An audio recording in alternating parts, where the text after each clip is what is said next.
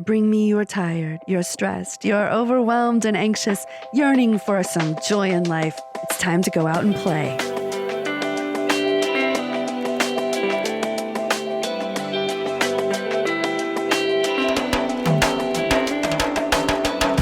Hello and welcome back to Playgrounding. This is Kara Stewart-Fortier.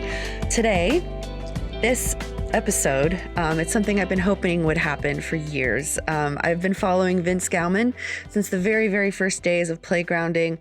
His work at the time was focused primarily on play for children. And instead of the usual, heavy focus on science and psychology, he also weaved in and was unapologetically spiritual. It was different and it fascinated me. But at the time I was too chicken. I didn't have the courage to reach out to him. But a few weeks ago, he wrote an article that really got me. And we're going to talk about that. Encourage or not, I hit reply. And the next thing you know, we're talking and boom, this episode. I'm just so honored to announce that you are about to hear a conversation with Vince Gowmon on Playgrounding. And I want to say a quick word here too. This conversation is also unapologetically spiritual. And I've really struggled with how spirituality fits into playgrounding. In today's environment, discussions around spirituality can be really divisive. And I'm not just talking about the obvious divisions that happen when you talk about religion. I'm talking about different divisions. They're a little more subtle. They're the ones that make you say, this sounds a little woo-woo, and then you switch it off. I say that because I'm one of those people, or I have been. I go to Burning Man, but my camp is more about blowing stuff up than about meditating. Spirituality and spiritual stuff online, it's kind of become its own subculture. It has a language of its own. It has its own assumptions. It's kind of you're in or you're out. You're either in it, you join it, you understand it, or you see it and you maybe mock it or don't really want anything to do with it. It's kind of tends to be one or the other, or you just ignore it. But it really doesn't have to be that way. Talking about spirituality does not have to be that way at all. I blow stuff up at Burning Man, but I'm also very spiritual and I love meditation. I'm actually studying to become an interfaith minister, for goodness sake. So there's that. But I come from a very specific religious subculture, which has also been a source of trauma for me. So at its heart, that's what you're going to kind of hear about today. Not my religious subculture, but healing and trauma and play's role in it. What I'm learning and what Vince has really helped reinforce for me over the years is that play really strengthens that part of us, that trauma weakens or even destroys. It strengthens your inner core. It helps you get right at your identity. It helps you maybe rediscover it and then strengthen it. Play can be so empowering as a spiritual experience even. Maybe even the same mechanisms in our minds and our souls that make play so powerful are also the ones that feed our spiritual journey, that lead us on our spiritual journey. So yeah, over the years, I've just learned so much about this from Vince. So now let me introduce you to him. Vince Gowmon is a healer, speaker, author, poet, musician, and singer-songwriter. He is deeply committed to the work of helping people heal, and through their healing work, positively shifting the consciousness of the world. His work draws upon his training as a somatic or body-based counselor, breathwork practitioner, and life coach, as well as 20 years of intense personal healing. Beyond his one-on-one practice, he is a well-traveled presenter of keynotes and play shops to organizations, conferences, and communities on subjects such as play, leadership, communication, intuition, creativity, emotional intelligence, and trauma and healing, which is what we're going to talk a lot about today. He also presents webinars on play, communication, and leadership. He's also the author of 2 books, Let the Fire Burn, Nurturing the Creative Spirit of Children. It's a fun and inspiring children's book for adults. And Wild Empty Spaces, Poems for the Opening Heart. This episode is a little longer than usual. Hope you don't mind. Just couldn't cut it. So now, meet Vince.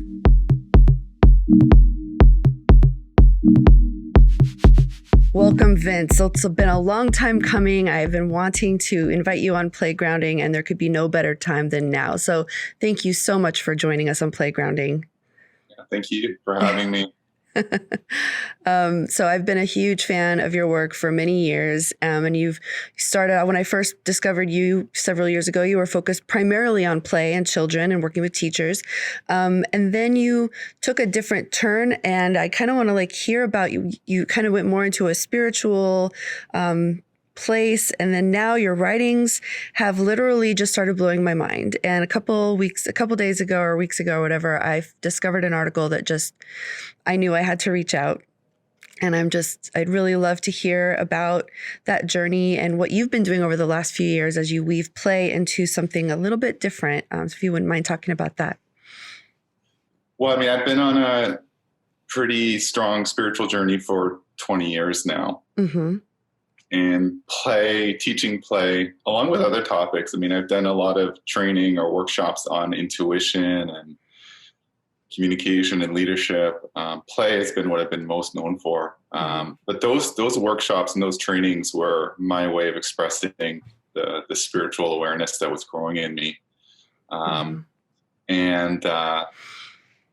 You know, and it just kind of blew up bigger than I thought it would. You know, I was traveling a lot, and it was, you know, the topic that I was most known for was called remembering to play. And it was a topic that it was the right topic at the right time, because a lot of educators, early childhood educators especially, were talking about, you know, what's happening to play. You know, why are we pushing so much our kids to perform, to become something more than they actually are, to teach them to become little adults. Mm-hmm.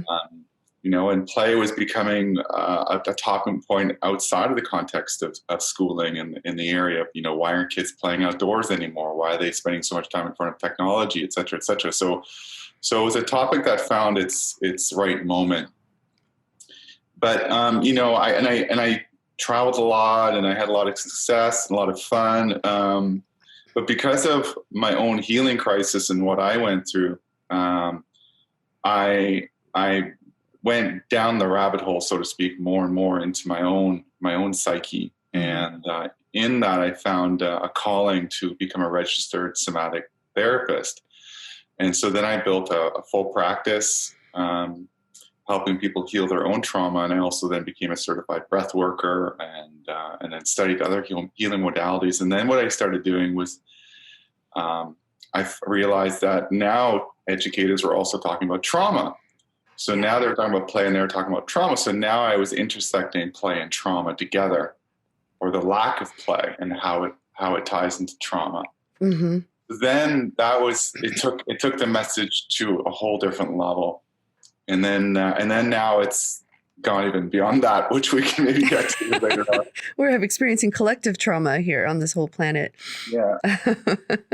Yeah. It's such an amazing thing. And it used to be when I think of mental health, and even after spending a few years trying to figure my own out, I knew about severe mental illness like bipolar disorder, schizophrenia, things that you can be diagnosed with that are an actual illness. So we feel that's a mental illness. Then there's there's anxiety and depression, and those are just, everybody's got that. So do this, pop a pill, blah, blah, blah. And then around Me Too time came a lot more conversation around trauma.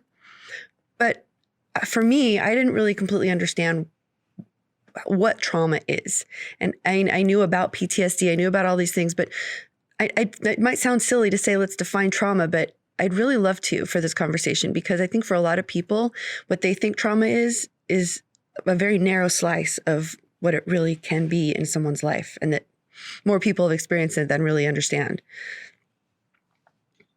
Well, there's different ways to define trauma, but a simple way of defining trauma is that it's a state of immobility in the system. It's where energy or life force or chi gets stuck in the system. So the child, for instance, was abused, and her sympathetic nervous system, which is the nervous system that takes us into fight or flight, couldn't activate, couldn't fulfill what it wanted to do because it was not safe to fight or flight. Mm-hmm. So then it goes into a state of shutdown or freeze. And that energy that wanted to push or run gets trapped in the nervous system, gets trapped in the musculature. And then that freeze state later on in life can manifest in all sorts of chronic mental, emotional issues. Mm-hmm. Another definition of trauma is that it's a fundamental disconnect. It's where we can no longer connect to our essential nature. Mm-hmm. The fluid state that is most natural to us, most natural to children, and obviously natural to nature itself, to our ecosystem, that fluid state gets blocked. It's kind of like little dams start to build up in the river. Yeah. And so we can no longer connect to our vitality. We can no longer connect to certain emotions. We can no longer connect to our voice. Mm-hmm. We may not be able to express ourselves as clearly. And so then what happens is that the psychophysiology has to adapt. So for instance, if someone is being abused, one of the ways they may adapt is by becoming obedient. Yep. Because it's actually in the obedience that they're able to survive. Mm-hmm. And so what happens is that shapes their identity, and then they become more passive, more subservient later on in life, and they have a hard time putting themselves first. They have a hard time saying no. They have a hard time asking for what they want. Mm-hmm. Then they think that's their personality. Oh, I'm just a person who has a hard time doing that's just who I am. And then they get a personality test, and then the personality test validates that. What people don't realize is that personality comes from the Greek persona, which means mask. And so what we think is our personality is very much, in a large part, is actually a survival adaptation due to unresolved trauma. Yeah, I had always thought of personality as like, I am an ENFP or I am a INTJ or whatever. But I would take these tests, and my husband does this too, where he takes them periodically. And there are times when we shift and change over time. And I thought, well, I guess this is not some immutable thing. The way I look at personality tests is that it's a snapshot of your current tendencies. Okay. But the question is, where do those tendencies come from? Yeah. They're not just coming from adaptations from this lifetime, but they're also coming from ancestral trauma that passed down and codes your DNA. Yeah. But there's also the soul, Yeah, exactly. There's also the authentic part of us as well, which informs us, which I'd like to speak to. But yeah. Exactly. Yes. And like, like I was saying before, I feel like a lot of times when we will go in with a symptom of anxiety or depression, or like I was put in an eating disorder class and or different things like that, I feel like what I finally realized after a couple of years of that is that I was munching around the edges of this thing, and it wasn't getting fixed. I was just going through a lot of like very motions trying to fix things, but there was a core there that I knew was there. So, but yes, and this whole idea so in a lot of ways they were treating a tendency that I was experiencing at that moment. They weren't treating the thing. But our mental health system is so overwhelmed, and Kaiser, God love them, they're doing their best. But I really wanted you to talk about this ancestral issue, because I have always thought of it as just this kind of spiritual thing. In the Bible, they talk about the sins of the father visited upon the son. And then we're in this environment of rugged individuality where, no, I am who I am, and I'm going to reject my family's grief and trauma. And it's just not that simple, is it? And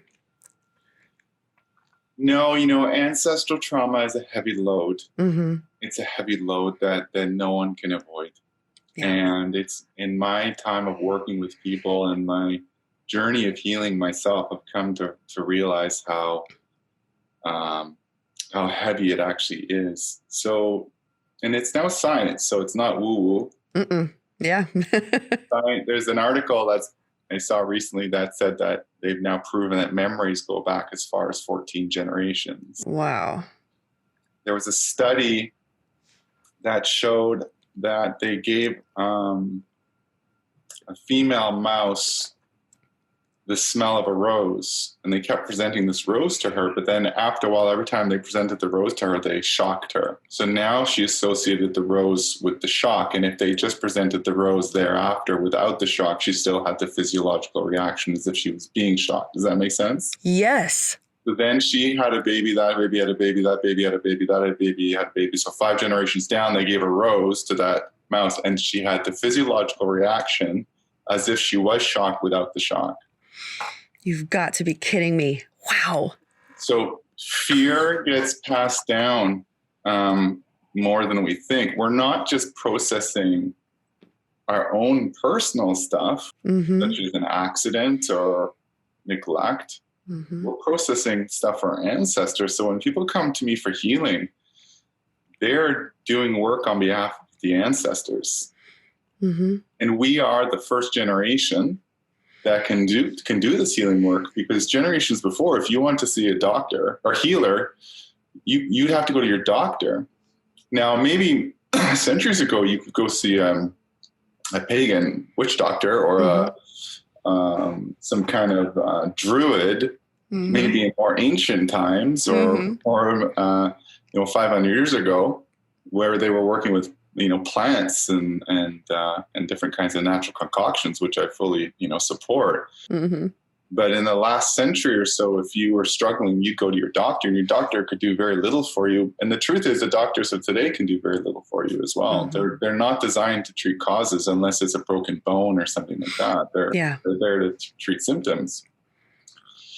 So ancestral trauma, what it does is pass down epigenetically, and it literally codes your DNA. So codes your DNA. So you are carrying the trauma of generations past at a cellular level, at a subparticle level, and so it's a heavy load, and we need more advanced or shamanic healing approaches to clear those out. Yeah, absolutely. I know, and we get very protective of our traumas, because once we do find a way to. And when I read about how we stop them up, how we become blocked, that the things that we do to protect ourselves from feeling those things become very precious to us, because they serve us well in the sense that we don't have to experience these horrible feelings that go along with it. But then I know for me, I had some sexual trauma like over 20 years ago. Me Too comes along, and I shut down, because everyone's talking freely about all their stuff. And I was like, nope. I literally just went into a little cave for a while and came out when the coast was sort of clear. But I was happy for everyone. I was very, very supportive of the idea. And I had no idea I was doing it until about a year after Me Too. And I went, why was I being like that? And like, we're very protective of our traumas and our ways of carrying on these things down the line, because I guess maybe we feel that they're beneficial. Otherwise, why would we encode them in our DNA? Yeah, I mean, sexual trauma is a really heavy load as well. I mean, it's especially when you're quite young. Yeah. When the brain is developing at the speed it is in those first 5 years, but no matter the age, it's a heavy load. That creates a deep shame imprint. And the nature of shame is to hide. That's the nature of shame. That's what I wrote about in the most recent article. It's to hide. Yes. And so, healing trauma or healing shame is about letting yourself be seen more. It's about coming out from the shadows a bit. Yeah. One of my favorite quotes is love is a place you go when you no longer want to hide. Oh, yes. It's a beautiful quote. So what we're trying to do is we're trying to reach more and more towards love. And that means having the courage to reveal ourselves bit by bit. And that includes the shame. And shame tends to hold belief systems such as I am wrong, I am bad, I am the worst, it's my fault. Those are common beliefs, particularly amongst sexual abuse survivors. Because what happens is children generally will blame themselves for it. Yeah. They think there's something wrong with them. And there's reasons why they do that, which I won't get into unless you want me to. Well, I know that purity culture for me was a huge enforcer of those, because mine didn't happen until my 20s, but I absorbed it as if I was 5 in a lot of ways, because that was reinforced through some of the spiritual communities I was a part of over my life. But yeah, there are a lot of, when I saw that, it was actually that article that sparked me to reach out to you, because I just thought, how we treat our children around this area of shame. I know I've been reading a lot of Brene Brown on shame and things like that. But could you talk a little bit to that article and what you kind of wanted to tell the world about what children are experiencing when we shame them? Well, they're experiencing that certain parts of them are not welcome in the world. And so they need to hide certain parts of themselves. And it could be certain emotions like anger or sadness, but it can also be their dreams. It can also be their intuition. They can be raised in a house where they're told that they should be listening more to the parents more than themselves. And then the school system, which is designed to inculcate children to basically tell them what to think and do, although that's changing, it is traditionally designed that way, really forces children to bring their attention to the front of the room, but not internally. So children are in many ways forced to hide aspects of themselves because those aspects are not safe to be. So they compartmentalize. Again, trauma is a disconnect. So it's a compartmentalization. Another way of looking at trauma is that it's separation consciousness. Really, the essence of trauma is separation. It's a split. It's a split from love. It's a split from our spirit. It's a split from our true nature. And so those aspects then get hidden in the dark corners of our psyche.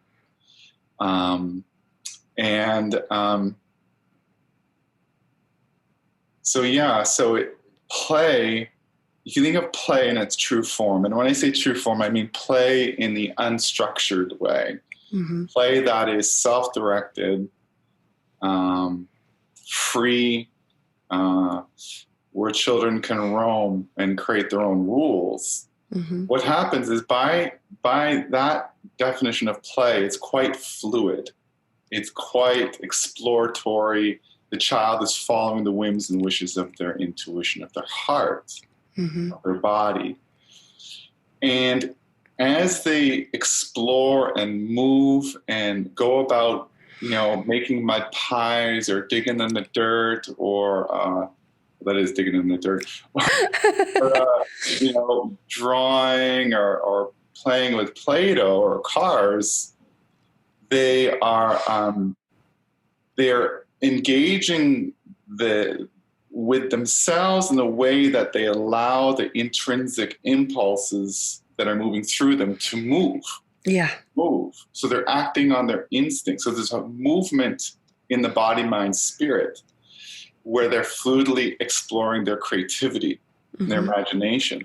Now, if we consider that trauma and shame specifically is a rigidity, it's a stuckness, it's a dam in the river, then what happens is by the nature of play, its fluid state, it allows those to not get too stuck in the system because they're actually not just in a state of fluidity, but they're, I believe, in my opinion, that on some unconscious level, those particular dams are actually being expressed through play.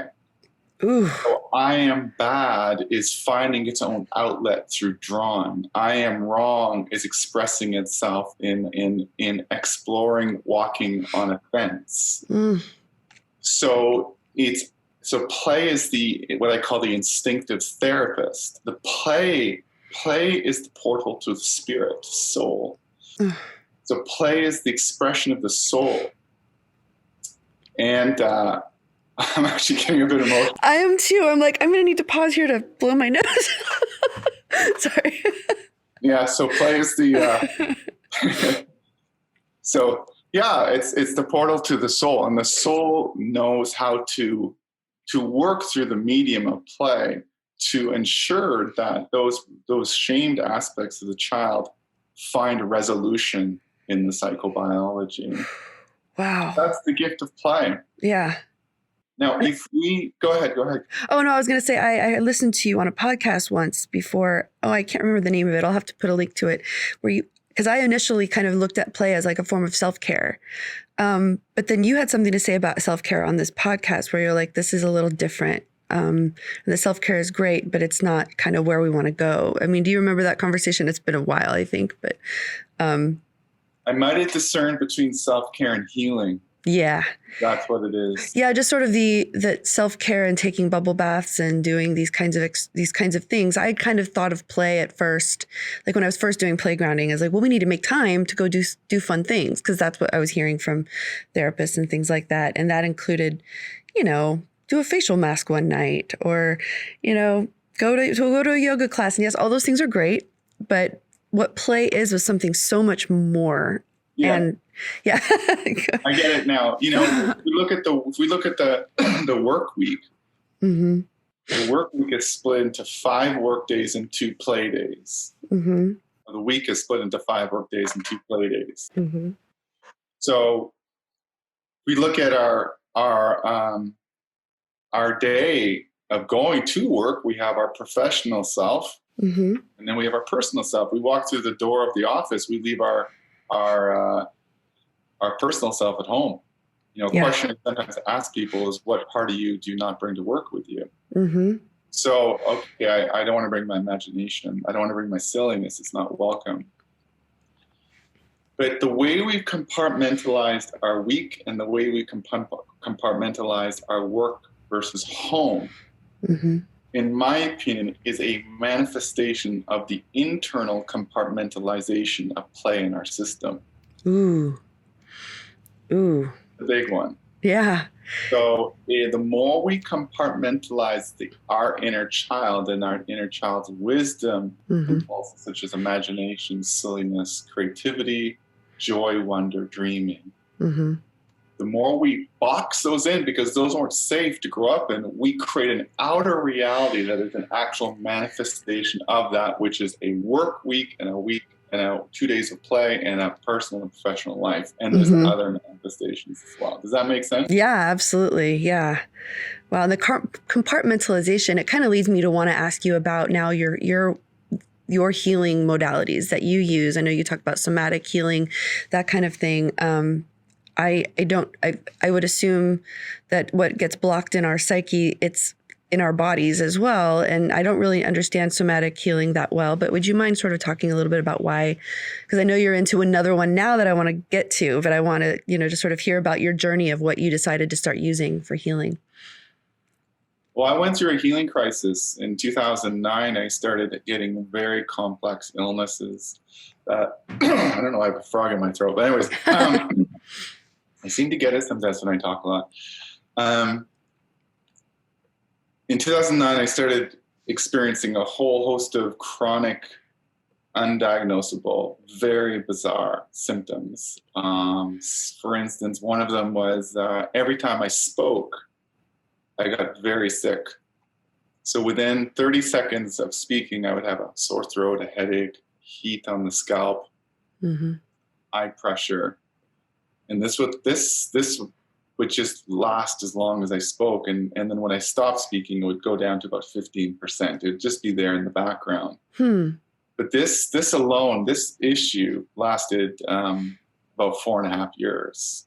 Now, I was a speaker, 8-hour workshops. I felt like a boxing match getting just pummeled. By the end of the 8 hours, I was just a broken mess that all I wanted to do was go to bed. And there was other symptoms. I had heart problems, eye issues, foot issues, skin issues, chronic muscle pain.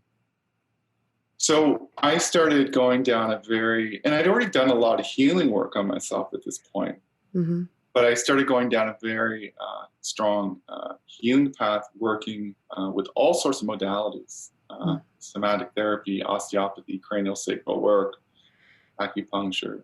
But the thing that I found most powerful was working with shamans who were working with the traditional plant medicine, ayahuasca. So I worked a lot with that. I did about 40 ceremonies. Wow. They were very, very difficult ceremonies, very hard. Really? But they really helped they didn't help, they transformed me. In one of those ceremonies, I was shown that I was going down a trail, and then the trail forked. And it said, you've been going down this road, as in being a speaker, teaching, remembering to play, all this stuff. And now you're going to go down this road and you're going to become a healer. Wow. And they said, the first thing you're going to do, my guides, when I say they, I mean my spirit guides, higher self. They said, the first thing you're going to do is you're going to become a somatic therapist. You're going to study to become a somatic therapist. So I just did. Mm-hmm. And I became a registered trauma-informed, somatic means body-based therapist. And I built a practice and I had a full practice. And then I became a certified breath worker. So I started working with breath work. And what was great about that is that it really taught me the nuances of trauma, and just working with, for full practice of clients. I really understood not just trauma, but trauma resolution, like how to help it heal. But then when my practice was just beautifully overflowing and everything was going wonderful, I did another ceremony, Ayahuasca ceremony. And this is in this video. A lot of this is in this video I have on my website. I'll post it for sure. Yeah. These spirit beings came back again and started teaching me about starlight. And they said, they taught me how to heal people using starlight. And I was like, what? And so then after about 4 days of intense ceremonial work, they said, now go home and do it. Now go home, in other words, and heal people using starlight. So I had one brave woman decide to do it. She had chronic osteoarthritis, like lots of pain in her back and neck and hips, and she had it for decades. And I did some healing work on her, not a lot. I did 3 sessions. She lived in Toronto. So she wasn't even in Vancouver. She actually didn't even know when I was doing it. So I actually did it when she wasn't even aware that it was happening. And then I emailed her and said, your healings are done. How are you feeling? And all her pain was gone. So this has then grown and grown and grown. And now I do it I was shown other ways to heal people. And now I work with groups of 8, and I heal one-on-one with people remotely and in person. And it's completely mind-boggling. It's miraculous. It's mind-boggling. It's not just miraculous in terms of the healing itself, but it's also obviously miraculous in terms of how it's done. And the results have been so profound that I'm going to close my practice, my counseling practice. I've already closed my breathwork practice, but I'm going to probably in the next year at most give it up. Wow. That is amazing. And I know, I know for me, coming out of a very rigid evangelical world, where in my denomination didn't do healing in that same way. We would lay hands and that kind of thing.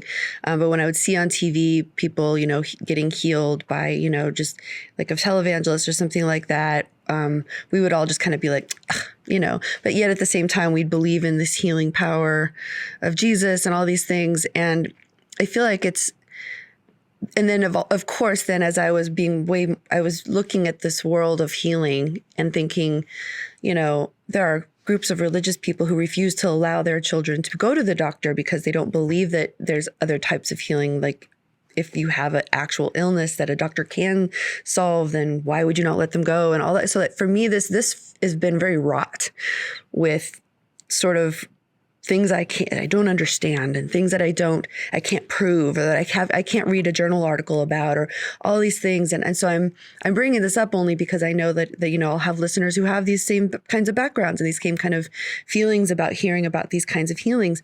But what I'm beginning to understand more and more, and I can only speak to my own, with my own path of learning and hearing and experience, is that there's so much more to our physical bodies, and that whether in our imaginations play a role, our beliefs and our spirituality plays a role, and that there are things that we still can't prove, that and that there are still things that we have to hold out our own hope for.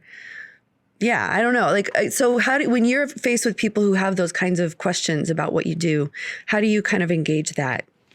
And I don't mean to say in any way that I'm disrespecting this. I'm just saying. I don't feel it at all. I think it's an important question. I just want to quickly say, I think the maturity a sign of our maturity, our spiritual maturity, is when we can increasingly live without needing evidence of things. Ooh. We can accept that we just don't know, and that we learn to bow to the mystery. And to me, that is a deep act of surrender, to bow to mystery, because the truth is, in my opinion, we just don't have a clue. And the more I've gone down this rabbit hole of my own healing work, the more I've realized I don't know. And that's not comfortable for the ego. It's not comfortable, because we have to keep in mind that we've learned to survive by controlling ourselves, meaning I'm going to control my emotions, I'm going to compartmentalize, and then that transmits into controlling others, including children. So it is a deep faith, and letting go of control go hand in hand. They're two sides of the same coin. In terms of your final point, I expect people to be skeptical. You know, it's going to be very difficult for people not to be. I mean, when I was taught how to do this by spirit guides, I didn't come home 100% confident that it would work. Even after that, I've had doubts. You know, I went through a lot of ups and downs doing this work, because it really asked a lot of me to trust. You know, and when I started working with the groups of 8, which is I do a lot of now, where I'm healing 8 people simultaneously, and they don't know when the healing takes place. That took a huge act of faith, because it's not like I would be letting one person down. I'd be letting 8 people down if it wasn't. So now it was like 8 times the faith that was required. And you know, we don't, but people have miraculous healings despite their skepticism. You don't have to be a full-on believer to heal. The fact that someone comes to me and they sign up is the faith. So they can, so skepticism and fear can ride right along with faith, as long as faith is still stepping forward. Yeah. And I mean, I feel like this actually kind of goes now a little bit into some of these articles you'd written about the state of our world right now. And with COVID-19, you know, a call to wake up from the perennial dream of normal. I mean, this is something we're all talking about, but I feel like right now there is a big cosmic battle, not cosmic at all. Sorry. No, this is very earthly. This is a battle of what is true. What has evidence? What can we know? And what kinds of things feel conspiratorial and manipulative and all that kind of thing. And I feel like for me, and I just got done watching the HBO documentary on Nexium, the cult and all of this. And so I feel like, and I'm very involved. That's one of my things is I want to learn more about that kind of world and how that works. But the thing I keep coming up to time and time again, and it goes right back to what you said in the first place, is that if you're learning something, if someone is teaching you something, and if there's something that you're being asked to have faith in that cuts you off from who you are and what you want, and the feelings of flow that you might have had as a child when you could just play and do the things you want to do. One of the first things that Keith Raniere did was train people to be cut off from their feelings of hunger, of uncomfortableness, of, you know, he would tell someone to, you know, you worry about dirt, go lick that puddle on the ground. You know, just those kinds of things. He would try to cut people off from the things that people had intuitively in themselves. And that's the first thing that someone does to make you feel like, well, I don't understand it, so I guess I have to have faith in whatever this person is telling me. But I feel like your entire body of work is about helping people remember what they really want and who they really are, and to listen to those intuitive voices, and to hear their own spirit voices, and to listen to them. And so, I mean, I think for me, looking at something like what you do, as someone who's been a huge skeptic about all of this stuff, I even allowed myself for a period, I mean, as a preacher's kid and I'm seminary trained, I was going to be a pastor. I had to allow myself to stop believing all those things for a while, just to figure out what I truly believe. And so for me, this is a really important question. And that I love how it comes right back around, is that your whole work is to remind us to trust ourselves, to not block all of those things. And so even though there's part of me that thinks, I don't know about this, but then I'm like, yeah, but his whole passion here is to help remind us to come back and to be integrated and to have flow and unblock. Yeah, I think the word integrated is a good one, because integrate, which is related to the word integrity, means nothing left out. Yes. So there's two words that I like to use for healing, and that's integration and embodiment, which you spoke to nicely just there. So what we're doing is with healing, if healing is if trauma is separation consciousness, then healing is the path to wholeness. Yes. To integration and embodiment. Why I say embodiment is because what happens is when people are traumatized, they leave their body to some degree. They become more identified with the intellect. Yeah. Oh yeah. It's not safe to be in the heart, so I need to be in my head. And then we go to school and we get praised and graded and ranked based on how well we use the intellect. And then we go into a society that pedestalizes and values us based on how well we use our intellect and our rational mind. So we have a society that is disembodied because of their own trauma, reinforcing the trauma state of children who are gradually leaving their own body. Yep. If we also consider that trauma is a state of disassociation where we actually have to leave our body to some degree to space out, because it's the nature of the traumatic experience is too much, too fast, too soon. Yeah. Definition of trauma, too much, too fast, too soon. We have to leave our body to survive. So that's a second area where we're not in our body. And if we just compartmentalize our dreams, we compartmentalize our feelings, we are segmenting ourselves internally. And then we get illness. What's interesting about cancer is that we're now seeing that there's a link between cancer and trauma. And what is cancer? Well, a cancer cell is a cell that has lost communication with other cells. It's a cell that has become isolated in the system. Now, what does a cancer cell do when it becomes isolated? It does one of two things. Either it kills itself or it goes on a rampage. Yep. Now, what does a teenager who goes and conducts a school shooting do? Well, he's doing the same thing. The teenager is an isolated cell in the body of humanity that either kills himself or goes on a rampage. So each of us is a cell in the larger body of humanity. And the more isolated we are from our larger family of human beings and non-human beings, the more we are in a traumatized state. So, why I like restorative justice as compared to the normal legal system is because restorative justice invites a conversation with the person. It allows there to be a dialogue, a connection, a reflection, an area where they can take responsibility. But what the traditional legal system does is that it simply puts someone in a cell, further isolating them. And so so there's more possibility for healing, for transformation, for resolution and restorative justice, because you are allowing that person to reintegrate into society in some way, starting with a conversation. Yeah. So that's sort of a macrocosm of what healing is internally, is we're not building conversations with the parts of ourselves that we've compartmentalized.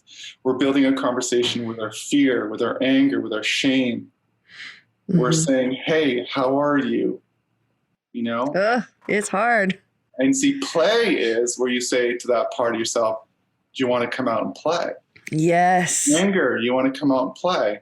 So come out and play is on an external level, knocking on your friend's door and saying you want to ride a bike. But on an internal level, it's inviting those hidden aspects to come out from their dark chambers to be expressed in the world. Oh my God, yes. And I want to say one more thing. I know we need to wrap up soon, but I just have to say, when I came back to playgrounding, it was mainly because I ended up in an intuitive eating class. And And I really think that what all of this we're talking about now, where the solution that we're trying to use to fix ourselves, like the thing we want to heal from, has to, if it's not going to reintegrate us, then it's going to make things worse. So for someone like me, the other option I had through my health insurance was to do something that was more diet oriented. But I had already done 100 million diets, and all the diets taught me was to not believe myself, to not listen to my hunger and my fullness, to not believe that I could want something like cereal or things like, it was just the diets were literally making me so much worse, like everyone I tried. And I feel like the more I learned about that healing process, the more I started thinking, and it connects into like something like Nexium, where the people were not broken before they went in. They were, of course, they had trauma, they had all their stuff, but then they went in and they were asked to more deeply disconnect from their intuition. You know, that anything that you think will heal you that more deeply disconnects you is going to not just fail, but it's going to make it worse. And I just love how bringing it back to you want to play. Because for me, the first day of that class, when I learned that I could go home for a week and eat whatever sounded good to me, I was like, really? I can eat cereal? And I did. I went out and bought cereal and I was so excited. But of course, you can't live on cereal. My body didn't want cereal every day for the rest of my life. But I honestly thought that I was so untrustworthy that I could never allow that to happen. And so it's just, once I started to branch that out into the rest of the world here, my cat does not want this to happen. Sorry, she's walking. When I started to let that branch into other areas of my life, I just discovered, and actually it brought me back to you, because I was like, there is something so much more compelling now that I didn't understand back when I was reading you years ago. And I know that you are then just starting on this process that you've been on. And I just cannot tell you how excited I am that I'm talking to you right now, because I think there's just so much I'm going to be learning from you in the future, and that I want everyone to be learning from you, because play really, I think what I was starting to see through your work even back then and through what I was learning, that there was something so much bigger to it. And that maybe what we could do with play would get into the core and help reunite us and integrate us with ourselves and with others. So I just appreciate I appreciate your journey and how you've shared it. And I'm really excited to learn more about Starlight and to hear more. You know, I'm going to put that video. I mean, I'm serious. Like, I've seen in my own family illnesses that make no sense. There she is, you know? And so it's one of those things where, as long as we're not being asked to disconnect, which is the opposite of what you do, that we can let ourselves live in the mystery and explore and play like we're children. So thank you for your work. Yeah, well, thank you for being a leader and being an advocate playing for children. Yes. You know, I think I just want to finish by saying that for play, with play is a way that children stay connected. It's in their play that they stay connected. That's a simple way of saying it. I actually didn't put that on the article, and maybe I should have, but the way they stay connected to themselves, to their spirit, to each other, to nature, to life. And if we understand that the traumas of the world have the roots in separation, yes, then it's even more important to let children play and to nurture play. We take care of play, we take care of children, and we take care of the world. And I'm so glad to see that schools are catching up to this, and they're recognizing the importance of play as being the foundation for all academic learning. And so I can go on and on about this, but I will close with that. All right. Well, I'm sure I may be reaching out again, depending on what your articles are. Because, just your work is really, really great and important. And there's a whole community of playful people out there that are advocating it, but they're all doing it in their own unique ways. And yours is one that I'm becoming more and more connected to. as I've gone through my own journey. So thank you again for everything that you do. And I'm encouraging everyone to go. I'm going to post some of these articles, but sign up for his Monday Inspirations. I just realized I didn't remember the name, but Monday Inspiration newsletter. I have always, it's one of those newsletters that I keep. Like if I see, like if my inbox is full, I'll put a little flag on it. Cause I'm like, I have to go back and read this because I always get something great out of it. So I encourage you to go sign up for Vince's, and it's vincegowmon.com, Gowmon. Yeah, vincegowmon.com. And you can also go to my Facebook page and Instagram account, which is Healing for a New World. Vince Gowmon, Healing for a New World. And I post something almost every day there. So great. All right. Well, I will make sure to include all of that. And thank you so much. Thank you. Thank you so much. It's been an absolute delight. Me too. Thanks so much for listening. Be sure to subscribe to the Playgrounding newsletter at playgrounding.com. You will get updates on playgrounding, but more importantly, you will get links to events that are coming up and inspiring articles from the play community around the world. And who couldn't use more inspiration these days, right? Yeah. Anyway, until next time, stay playful, my friend.